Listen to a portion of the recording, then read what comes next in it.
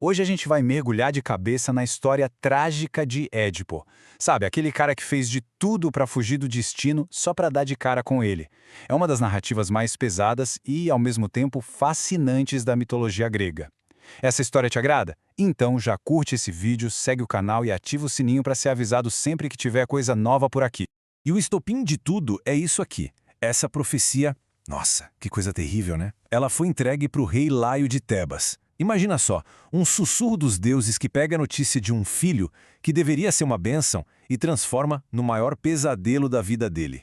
O medo ali deve ter sido paralisante.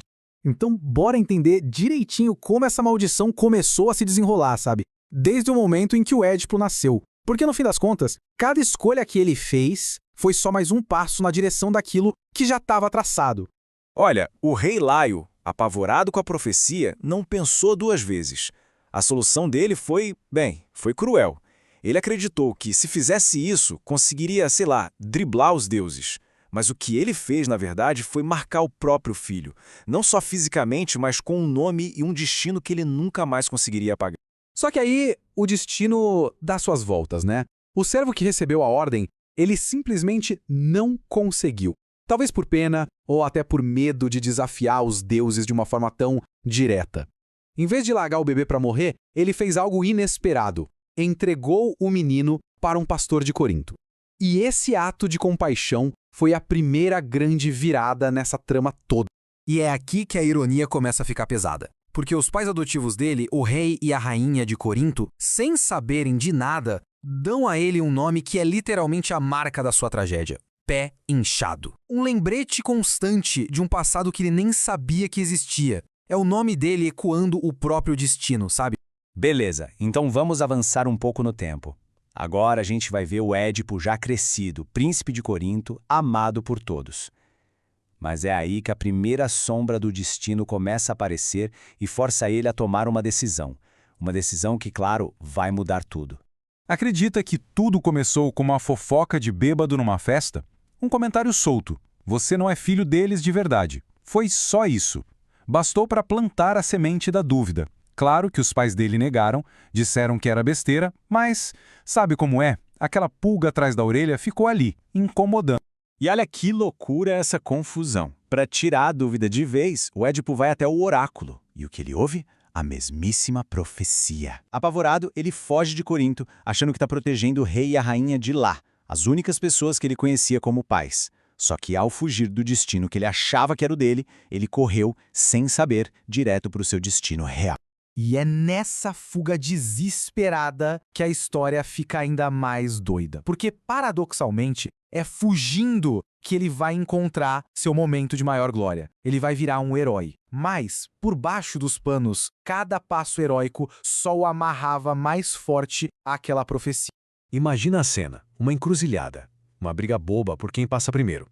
De um lado, Édipo, jovem, cabeça quente. Do outro, um nobre mais velho, numa carruagem, todo arrogante. A discussão esquenta, rola uma agressão. E aí, no momento de fúria cega, Édipo mata o cara e seus servos. Mal sabia ele que tinha acabado de cumprir a primeira parte da profecia. Aquele homem era Laio, seu pai. Depois disso, ele continua a viagem e chega em Tebas. E a cidade está sitiada, paralisada de medo por causa da Esfinge, um monstro que matava quem não decifrasse seu enigma. Tebas estava desesperada por um herói. E quem aparece? Édipo. Com sua mente brilhante, ele ouve o enigma e, pá, resolve. A resposta era o homem. A Esfinge, derrotada, se joga de um penhasco. Tebas estava livre. E a recompensa? Ah, a recompensa.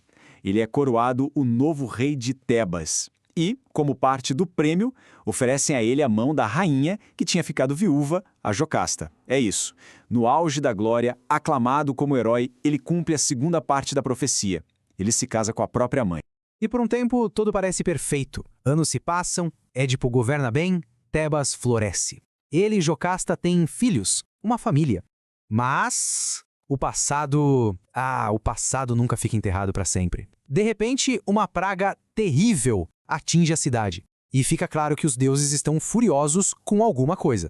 Édipo, sendo o rei dedicado que era, fica desesperado para salvar seu povo de novo.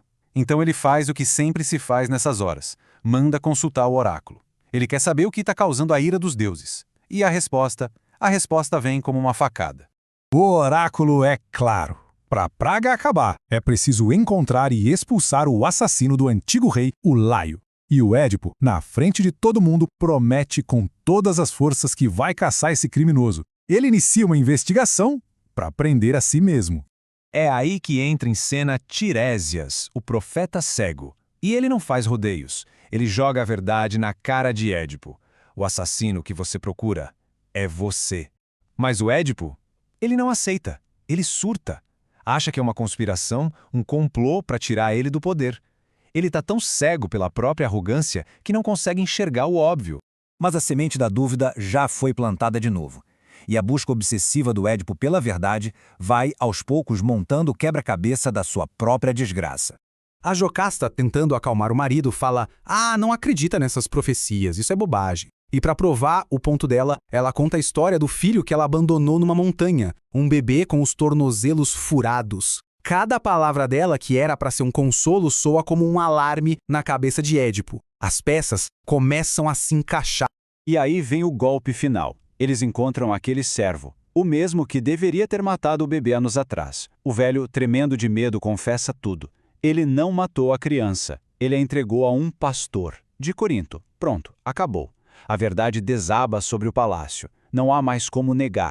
E diante desse horror sem tamanho, a verdade exposta para todo mundo ver, não tem juiz, não tem júri. Os próprios personagens aplicam suas sentenças. E elas são brutais.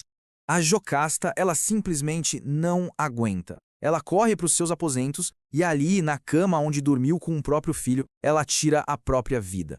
Para ela, a morte era a única saída daquele pesadelo.